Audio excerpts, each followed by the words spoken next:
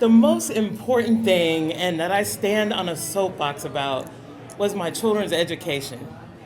It was their education all through school. I was a working parent, so me as a PTA parent was the one that did all the baking. They didn't see me in the schools, I couldn't be there, but anything outside of it, I was into it. This is about 19, I want to say 1994. My son is 6 and my daughter is 3.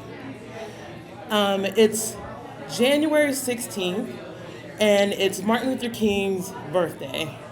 Normally, we are taking the kids into the city to participate into the things that are going on there.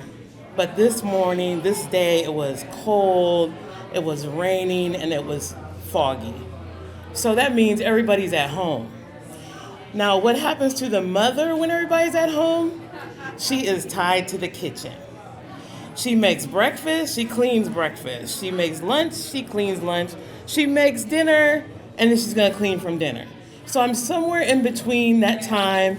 My head's in the dishwasher, and all I hear is, "Mommy, why do birds fly?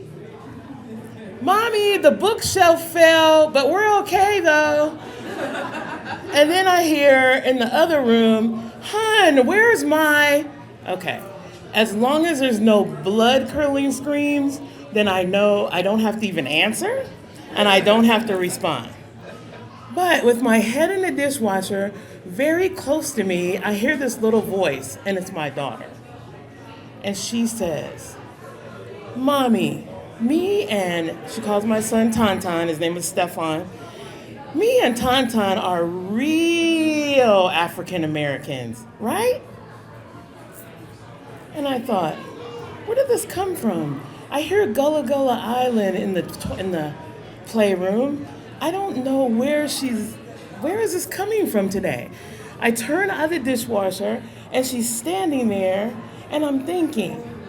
Well, as I'm thinking, my son comes out from another area. "Yes, we are, Mommy. You are from Iowa and Daddy is from Africa. We're real African Americans." You know, that's true. I never thought about it that way. My daughter then says, "Mommy, but you say you're black, but you're brown." "Yeah," I say, I'm thinking.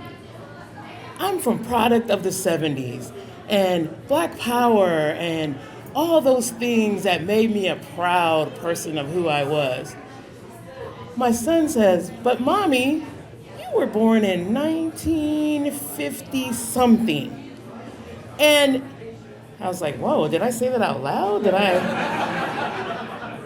say something about the 70s? Because you weren't a twinkle and neither was your father. "What'd you say, Mommy?" "Oh, nothing. My daughter says, "Mommy, but Gogo," is her great grandmother, "says that we're colored, like with crayons."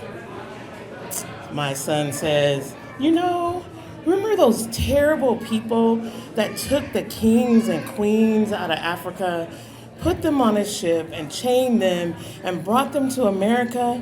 They never seen anybody that looked like us before, so they thought we were colored with crayons." They were dumb, right, Tauntaun? Yeah, they were pretty dumb. And remember, Gogo is really old. "But Mommy..." Yeah? Am I answering this one? "Danner," which is their grandmother, "says that we were "No," says my son, "you can't say that word." "Not that word, Tauntaun. Negroes." "Negroes? What's a Negro, Mommy?" I look at my son, who's thinking. We couldn't be kings and queens and princesses anymore. And when they took us to Iowa, those fields when we land the plane at the airport where Mommy's from, there's all this corn growing. They were good at growing things. So that's why they were called Negroes. They're both thinking. I'm thinking. That's pretty good for them to think that way. I'm thinking how wonderful that is that they are getting these lessons for conversations. I'm thinking of education from their school books or from anything but what they are actually learning. And I'm just so proud of them. I'm looking at them in my kitchen, standing there, deciding their own thoughts on who we were, past, present, and the future. I turn, and their father is standing there with tears in his eyes as well. They had actually paid attention. I can remember when I was growing up, the thing was education and being a black person in America were two things that no one could take from you. And those were important to me. But here, this 3-year-old and this 6-year-old were learning things that I didn't even know for years later to come.